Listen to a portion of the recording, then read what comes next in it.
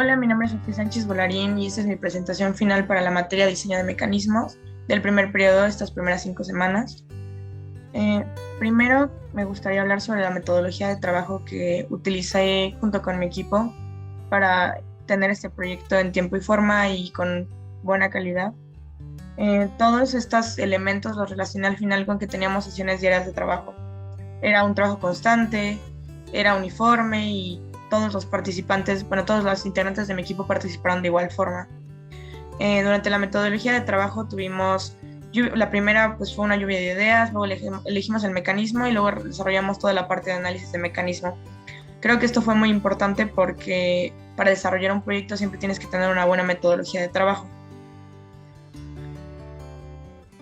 Después de que desarrollamos toda esta metodología de trabajo y la administración del proyecto, pues un punto muy importante de esta materia en realidad era pues hacer un mecanismo para el socio formador que cumpliera con las especificaciones.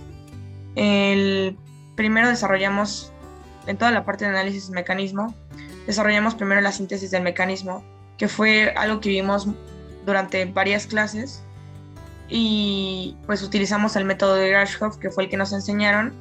Este es un mecanismo de bueno, nosotros escogimos un mecanismo de 4 barras que es bastante sencillo y pues el método de Grashof se usó para asegurarnos de que todas las posiciones del mecanismo cumplieran con este movimiento de rotación-oscilación, que es el que querían que el socio formador cumpliera para probar su pieza.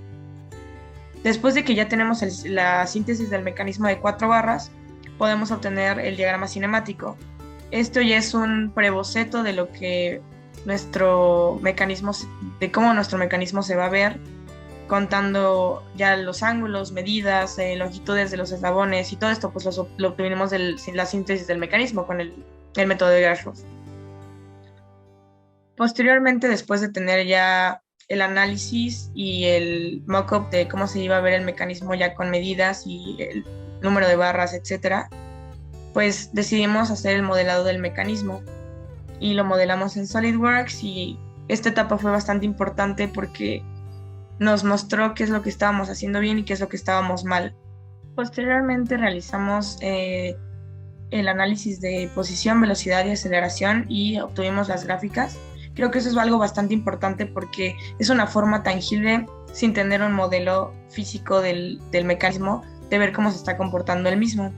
Y reportar estas gráficas es muy importante para el socio formador, para que se dé cuenta de cómo está funcionando el mecanismo y si sí va a cumplir o no con los requisitos que ellos necesitan.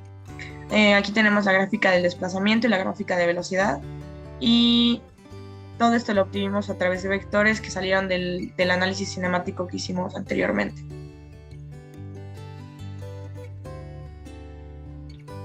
Una pregunta que también se me hizo sumamente importante fuera de lo técnico durante este proyecto es qué es lo que haríamos diferente si estuviéramos en la industria.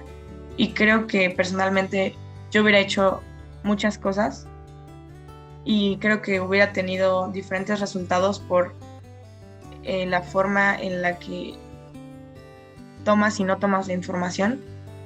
La primera cosa que haría diferente es realizar una investigación previa de lo que ya se hace a nivel industrial para solucionar esta problemática. No es como que el socio formador sea la primera empresa que tiene un banco de pruebas, un banco de pruebas es algo bastante común en las empresas. Y creo que podríamos haber partido desde ese punto y decir, bueno, tenemos este tipo de piezas, ¿cómo es que el demás sector industrial prueba estas piezas? Y en base a eso podíamos innovar, generar de que otro tipo de mecanismo, usar ese mismo. Además, yo hubiera solicitado más información y especificaciones respecto al tipo de pieza que vamos a probar, porque durante mucho tiempo no nos quedó claro el tipo de pieza que íbamos a probar y creo que eso entorpeció muchísimo el proceso de elección de mecanismo, lo cual fue un problema porque se nos atrasó todo lo que ya habíamos planeado en Project. Y otra que se me hizo bastante importante y que ya es más personal es no tratar de encontrar la solución más obvia y sencilla sencilla para el problema. Creo que puedes hacer mecanismos infinitos, o sea, con dificultades infinitas y siempre va a haber un nuevo mecanismo. Y creo que nosotros personalmente encontramos la solución más obvia y creo que en la industria se busca siempre estar innovando y ser competente y creo que eso es algo que nos faltó y eso es algo que hubiera hecho si hubiera tenido un poco más de información, un poco más de conocimiento acerca de lo que estábamos haciendo. Finalmente, otro punto que se nos remarcó para realizar nuestro video final fue el dilema ético, y creo que esto viene en parte junto con la planeación y junto con la manufactura, la elección de mecanismo, entre otras.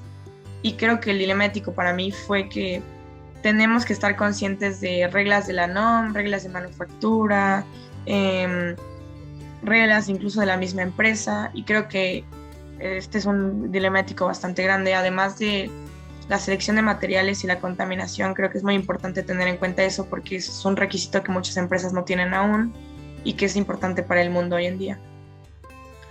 Y eso es todo. Muchas gracias.